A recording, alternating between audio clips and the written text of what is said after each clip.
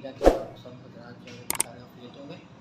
आज एक नई सीरीज़ जो हम शुरू करने वाले हैं। लास्ट सेशन के अंदर जब हमने लार्ज एनिमल्स जो हैं जिसमें हम कैटल बफलो की डिजीज़ के बारे में डिस्कस करते आए हैं। अब से जब हम जो हमारे मुल्क के अंदर स्मॉल पॉपुलेशन है, स्मॉल रूमिनेंट्स की पॉपुलेशन जिसको हम गोट और शीप की कैटेगरी में क्लासीफाई करते हैं, हम इनकी इम्पोर्टेंट डिजीज़ के बारे में डिस्कस करेंगे, चाहे वो वायरल डिजीज़ हो चाहे वो बैक्टीरियल हो। तो आज की जो डिजीज़ है ये बकरियों और भेड़ों की अहम तरीन बीमारियों में से एक बीमारी है। और अगर हम कहें कि इस वजह से फार्मर को जो नुकसान का सामना करना पड़ता है और जो खमियाजा उसे भुगतना पड़ता है, उसके जो लागत उसकी तखमीना है वो बहुत ज़्यादा है। तो इस बीमारी को हम जो है वो पेस्ट डिस्क रूमिनेंट के नाम से जानते हैं। ये इसकी फुल फॉर्म है, एब्रिवेशन में हम इसको जो है वो PPR के नाम से जानते हैं। और उर्दू में हम अपने मुल्क के अंदर जो है वो आम अल्फाज में इसको काटा के नाम से जो है वो जानते हैं। ये PPR की जो बीमारी है ये बहुत ही ज़्यादा हाईली कंटेजियस है। मीन्स कि बहुत तेज़ी के साथ फैलती है। एक इन्फेक्टेड एक बीमार जानवर से एक हेल्दी जानवर के अंदर सीवियरली और फास्ट इन्फेक्टेड डिजीज़ होने की वजह से इसकी जो ट्रांसमिशन है एक जानवर से दूसरे जानवर में या एक जगह से दूसरे जानवर में इसकी मुंतकली जो है वो बहुत ही तेज़ी के साथ जो है वो होती है। ये एक वायरल डिज़ीज़ है और एक वायरल डिज़ीज़ होने की वजह से इसकी जो मोड ऑफ़ ट्रांसमिशन है और जो साइन और सिम्टम जो है वो बड़े ही जो है वो रेगुलर होंगे, बड़े ही महसूस होंगे। इसमें सबसे इम्पोर्टेंट बात जो हम करने वाली हुई है कि एक वायरल डिज़ीज़ होने की वजह से इसका जो वायरस होता है उसको मोरबिली वायरस के नाम से जानते हैं। और ये वायरस की जो फैमिली है ये बड़ी ही क्लोजली रिलेट करती है। जिस तरह ह्यूमन में मीज़ल्स वायरस होता है जिसको हम खसरा के नाम से जानते हैं, वो भी इसी फैमिली से ताल्लुक़ रखता है वो वायरस। इसके अलावा डॉग्स में जो पेठा की बीमारी होती है जिसको हम कैनाइन डिस्टेंपर कहते हैं, वो भी इसी पैरामिक्सोविरिडी फैमिली के अंदर ही है वो फॉल करता है। जब हम बात करते हैं इसकी इम्पोर्टेंस की, तो इसका अंदाज़ा आप इस बात से लगा लें कि जो world organisation for animal health WOAH है, उसकी एक रिपोर्ट के मुताबिक दुनिया की 2/3 मतलब 2/3 जो पॉपुलेशन है, आबादी है शीप और गोट की, वो एट रिस्क है। उसको ख़तरा है कि वो इस बीमारी से किसी न किसी टाइम फ्रेम में सीज़न में जो इससे अफेक्ट हो सकती है। और इसके अलावा जब अफेक्ट होगा तो ये सोशो इकनॉमिक बैरियर जो है, सोशो इकनॉमिक इम्पोर्टेंस की वजह से इसकी जो हमारे रूरल एरियाज़ के फार्मर्स होते हैं उनके ज़रिए मुआश के ऊपर जो है वो बहुत ज़्यादा जो है ये अपने असर मुरतब करती है। ट्रांसमिशन में जब हम बात करते हैं तो इसकी ट्रांसमिशन बड़ी ही क्लोजली रिलेटेड है इसकी साइन और सिम्टम्स पे। ट्रांसमिशन इसकी इस तरह से होती है कि जब एक इन्फेक्टेड एनिमल जो है वो अपनी वाटर ट्रक मतलब पानी की जो खुरली होती है उसकी या फीडिंग ट्रक जो होती है वो जब शेयर करेगा एक हेल्दी एनिमल से, तो उसकी नाक से और उसकी आँखों से मज़ीद उसके मुंह से जो सैलिवेशन थूक वगैरह निकलेगा वो हेल्दी एनिमल में ट्रांसमिट हो जाएगा वो वायरस। इसके अलावा सबसे कॉमन सोर्स जो है वो ये होता है कि जब एक ऐसा एनिमल जिसको बीमारी हुई होती है उसको नज़ला बहुत ज़्यादा होता है, सैलिवेशन होती है, नेज़ल डिस्चार्ज होता है, तो वो नेज़ल डिस्चार्ज की वजह से जब वो कफिंग करेगा तो उससे जो है वो बड़ी टीनी से बल्कि बहुत ही बारीक बारीक से इन्फेक्टेड ड्रॉपलेट्स जो हैं वो हवा के अंदर जो है वो रिलीज़ होंगे और उन ड्रॉपलेट्स को जब एक हेल्दी एनिमल जो है वो कैप्चर कर लेगा और उससे वो सारा जो मैकेनिज़्म है वायरस का बॉडी के अंदर पेनिट्रेट करने का और सारे सिस्टम्स को ओवरटेक। इसके अलावा जब हम बात करते हैं इसकी साइन और सिम्टम्स की, ये बीमारी किस तरह अपने आप को मैनिफेस्ट करती है या इससे अफेक्टेड एनिमल की शनाख्त किस तरह होगी, तो उसमें ये होता है कि इसका इंक्यूबेशन पीरियड जो है वो दूसरी स्टेज है। मतलब बीमारी बॉडी के अंदर आने के बाद वायरस के जब मुकम्मल तौर पे हर सिस्टम को अपने कंट्रोल में कर लेगा तो उसमें सबसे पहले क्या होगा कि जानवर को उसको हाई फीवर जो है उसका अटैक आएगा 105 डिग्री फ़ारेनहाइट से लेकर 106 या उससे भी ज़्यादा हो सकता है। इसके अलावा जानवर जो है वो हाईली डिप्रेस्ड होगा और उसकी स्लीपी सी अपीयरेंस होगी, अपनी गर्दन जो है वो नीचे झुकाए रखेगा।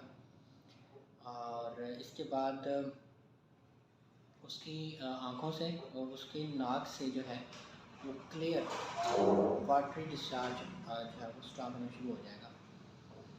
ये 1 to 2 डेज़ तक ये कंटिन्यू रहेगा। फिर उसके बाद जो है जैसे जैसे डिजीज़ आगे प्रोग्रेस करेगी, प्रोसीड करेगी, तो उसमें ये जो डिस्चार्ज है ये थिक हो जाएगा। पहले वो पानी की तरह का था, अब उसमें गाढ़ापन आ चुका है, वो थिक हो जाएगा। उसके अलावा उसका कलर भी जो वो पेल हो जाएगा, येलोइश हो जाएगा। और इस थिकनेस की वजह से जो आँखों के नीचे बाल होते हैं वो स्टिकी टाइप हो जाएंगे, वो चुभी चुभी से महसूस होंगे आपको।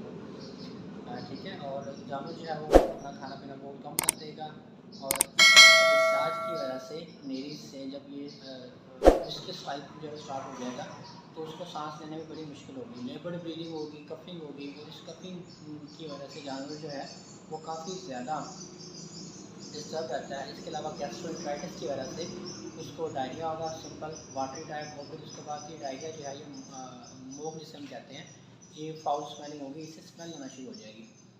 इंटेस्टाइन की जो म्यूकस मेम्ब्रेन है वो स्लफ आउट होना शुरू हो जाएगी। आप उसमें देखेंगे कि वो उसमें भी जो है वो स्टिकीनेस आई हुई है।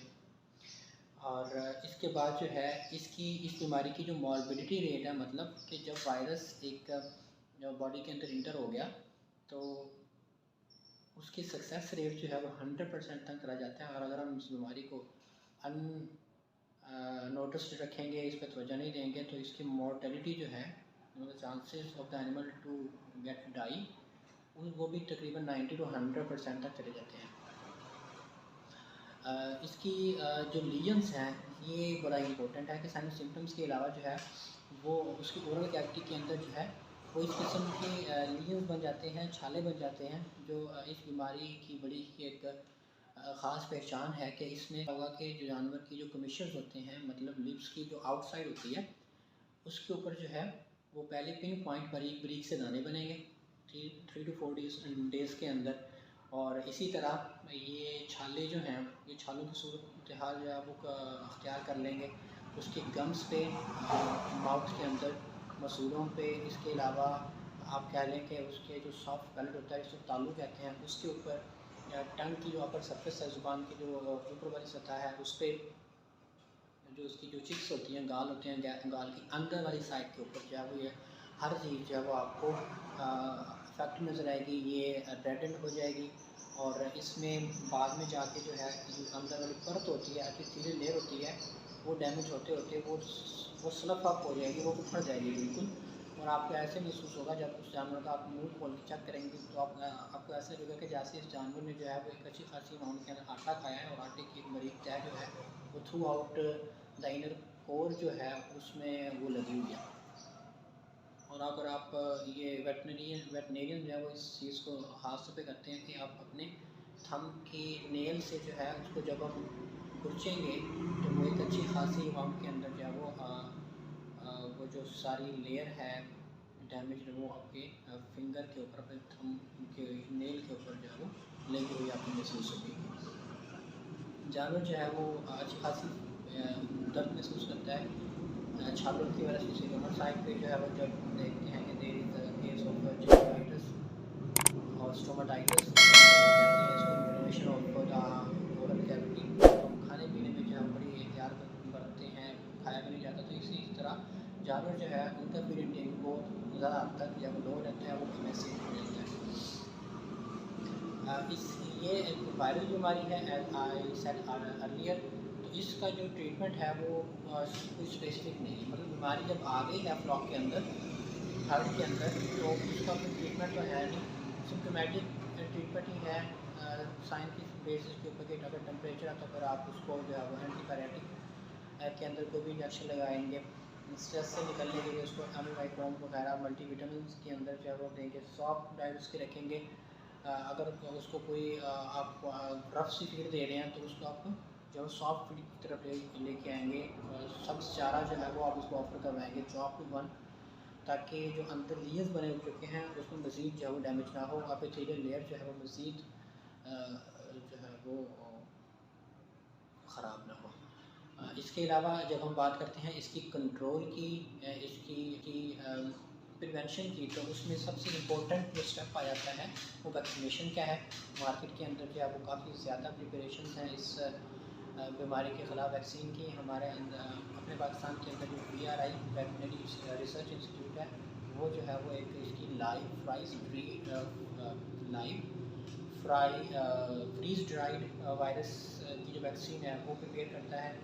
इसके अलावा कन्वेंशनल वैक्सीन भी आती है ऑयल बेस्ड, और इसके अलावा एलम रेस्पिरेटरी वाला हर वैक्सीन की अपने जो है वो एडवांटेजेस एंड डिसएडवांटेजेस हैं। लेकिन सबसे ज़्यादा जो इसकी वैक्सीन जो अवेलेबल है वो FMD वायरस की तरह, इसमें भी आपको लाइव और फ्रीज ड्राइड वायरस की वैक्सीन जो है वो आपको मिलेगी, और इसकी जो सक्सेस रेट है और ड्यूरेशन ऑफ प्रोडक्शन जो है कि कितने अरसे तक जो है ये बीमारी के ख़िलाफ़ आपको हुकूमत मुदाफ़ा देती है, वो अप टू 1 ईयर है, 1 साल तक जो है वो आप इससे अपने जवाब को जो है वो महफूज रख सकते हैं। इसके अलावा अगर आपके किसी जानवर के अंदर जो है वो किस टाइप की कोई अलामत आ रही हो, तो आपने उस जानवर को जो बाकी हेल्दी एनिमल से सेपरेट कर देना है। इसको हम लेते हैं कि इसको हमने आइसोलेट कर दिया, सेपरेट कर दिया। इसके अलावा अगर आपने कोई नया जानवर जो है वो ख़रीदा है मंडी से,